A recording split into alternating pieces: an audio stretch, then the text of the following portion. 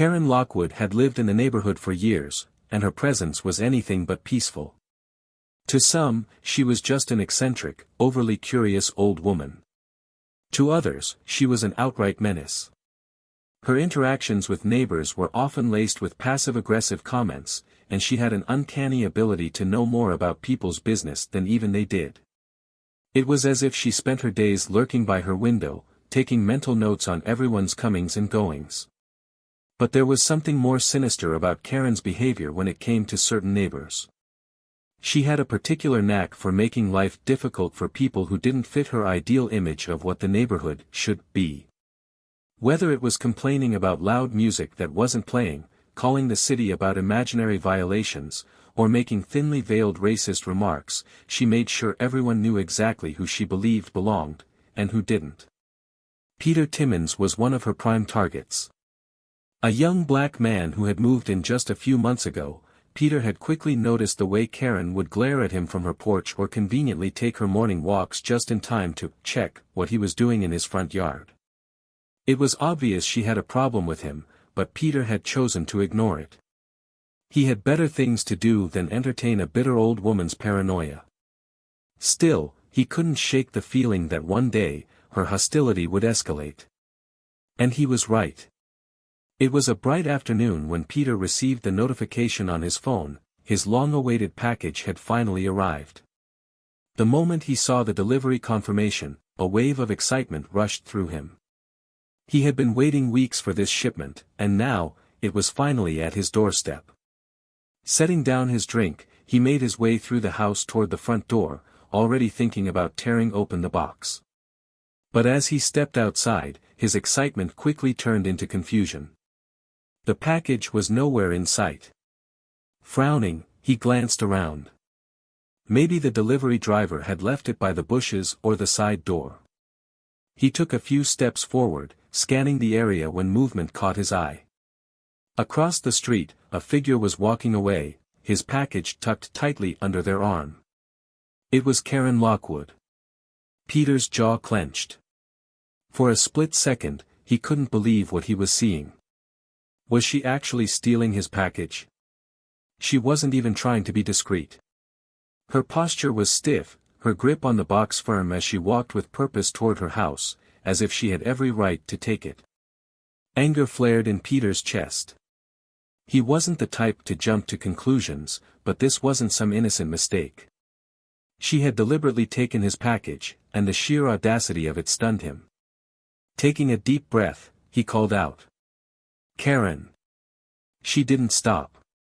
If anything, she moved faster. Peter's fists tightened at his sides.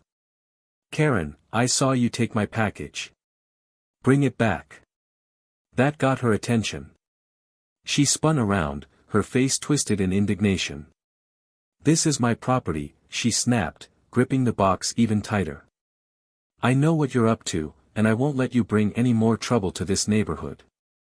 Peter stared at her in disbelief. "What the hell are you talking about? That package has my name on it."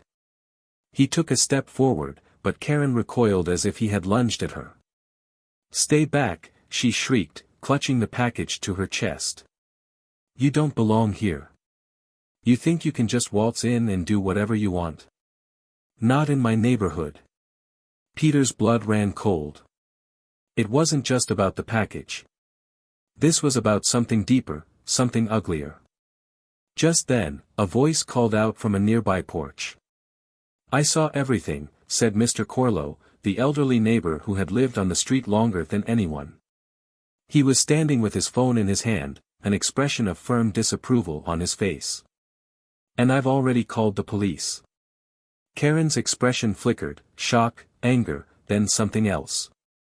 Fear. Peter exhaled slowly. He hadn't needed to resort to anger or force. Justice was already on its way. The package wasn't the only thing Karen had stolen today. She had stolen the illusion that she could get away with this forever.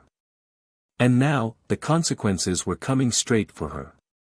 Karen's grip on the package tightened as she slowly backed away, her expression shifting between defiance and nervousness. Peter stood his ground, fists clenched, but he forced himself to stay calm. He had always known she had a problem with him, but outright theft. That was a new level. "I'm not asking again, Karen," Peter said, his voice firm but controlled. "That's my package. You can drop it, or you can explain to the cops why you took it." Karen scoffed, her face twisting into something ugly. "You think the police are going to believe you?" she sneered. "I know exactly what kind of tricks people like you pull." Peter's stomach churned with anger, but before he could respond, Mr. Corlo stepped forward from his porch. The elderly man might have been frail-looking, but his voice was steady as he spoke. "Karen, you need to give that man his package back. I saw you take it." Karen's eyes darted to him, and for the first time, there was a flicker of doubt. She had been so focused on Peter that she hadn't realized she had an audience. "You didn't see anything," she snapped, though her voice wasn't as sharp now. "Oh, I saw plenty," Mr. Corlo replied, shaking his head. "And so did my security cameras." He lifted his phone slightly, letting her see the screen. "I've got the footage right here, Karen. The police will too, in about a minute." Panic flickered across her face. She clutched the package to her chest like it was a lifeline, her fingers digging into the cardboard. Then, in an instant, her panic twisted into something else, anger. "This is my neighborhood," she spat, taking a step forward. "People like you don't belong here. I took this because I know what you're up to. Drugs, crime, you're probably scamming people, having things delivered under fake names." Peter took a sharp breath, trying to steady himself. It didn't matter how absurd her words were, he knew exactly what she was trying to do. Paint herself as the victim. Make him the villain. But she had made a mistake. She had done all of this in broad daylight, in front of a witness, with cameras rolling. And now, the flashing red and blue lights were approaching. As the police car pulled up to the curb, Karen's expression changed in an instant. The confidence drained from her face, replaced by forced distress. She suddenly clutched her chest as if she was in pain, staggering back dramatically. "Oh, officers, thank God you're here," she wailed, pointing a trembling finger at Peter. "He attacked me. He tried to take my things." Peter couldn't believe what he was hearing. Even after being caught red-handed, she was still trying to manipulate the situation. He opened his mouth to protest, but before he could speak, Mr. Corlo stepped forward. "Officers, that's a lie," he said firmly. "I saw everything. That's Peter's package, and Karen stole it from his doorstep." She started yelling when he asked for it back. The officer closest to them, a tall man with sharp eyes, turned toward Peter. "Sir, do you have proof the package is yours?" Peter nodded quickly. "Yeah, I got the delivery notification on my phone. It has my name and address on it." He pulled out his phone and showed them the email confirmation. The officer barely glanced at it before turning his attention to Karen. "Ma'am, do you have proof that this package belongs to you?" Karen's mouth opened and closed like a fish gasping for air. I don't have to prove anything. I know what I saw. He was lurking around, probably stealing from someone else." The officers exchanged glances. "We're going to need you to hand over the package so we can verify," one of them said. Karen's hands were shaking now. Slowly, reluctantly, she loosened her grip and let one of the officers take the package. He turned it over, reading the label aloud. "Peter Timmins. 34, Sycamore Lane." He looked up at Karen. "Ma'am, this isn't your name, and this isn't your address." Karen's face flushed red. "It must be a mistake," she stammered. "He probably changed the label. You don't understand, I was just—" "Ma'am, we're going to have to ask you to step aside." She let out a frustrated shriek. "I am the victim here. Why aren't you listening to me?" One of the officers sighed. "We are listening, ma'am. And we're also reviewing security footage." He motioned toward Mr. Corlo. He said he has video evidence. Would you like to explain what we're about to see before we watch it? Karen went silent. Her jaw clenched, and for the first time, true fear flashed in her eyes. Peter crossed his arms, exhaling slowly. The weight of the situation was sinking in. No matter how hard she tried to twist the truth, the evidence wasn't on her side this time. One of the officers stepped away to review the footage with Mr. Corlo. The other turned back to Karen. For now, we need you to come with us for questioning. Karen took a step back. You can't do this, she protested. I'm a good citizen. I'm protecting my neighborhood. He's the real threat. The officer didn't budge. Ma'am, resisting won't help you. Peter watched as Karen's bravado crumbled. The entitled arrogance that had carried her for years was gone, replaced by silent, seething anger.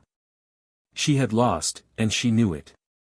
As they led her toward the patrol car, Peter finally took back his package. The box was slightly crushed from Karen's desperate grip, but he didn't care. What mattered was that, for once, justice had been served.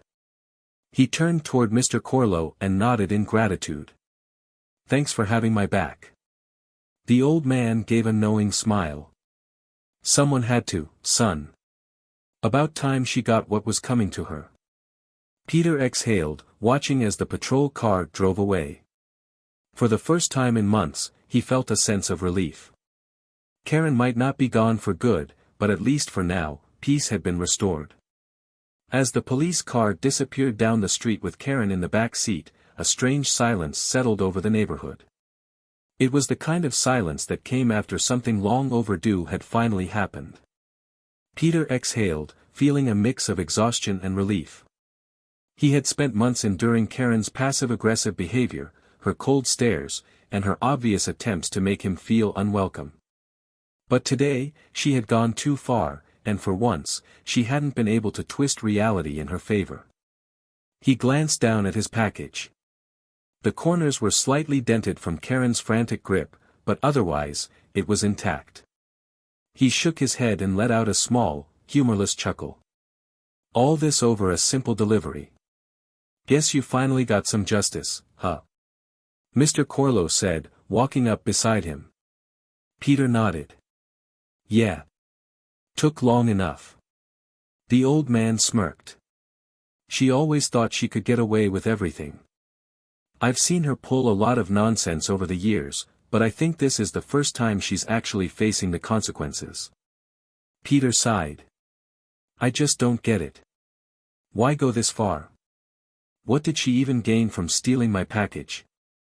Mr. Corlo shook his head. Some people don't need a reason. They just don't like what they don't understand.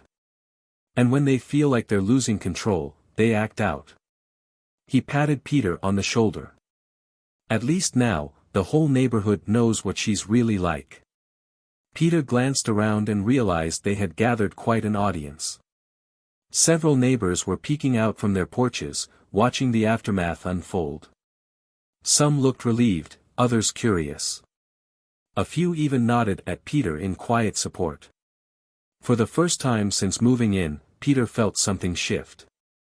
He had been so used to feeling like an outsider, always aware of Karen's judgmental stares. But now, with her gone, at least for the time being, he felt something else. He felt like he belonged. Later that evening, as the sun dipped below the rooftops, Peter sat on his porch with a cold drink in hand.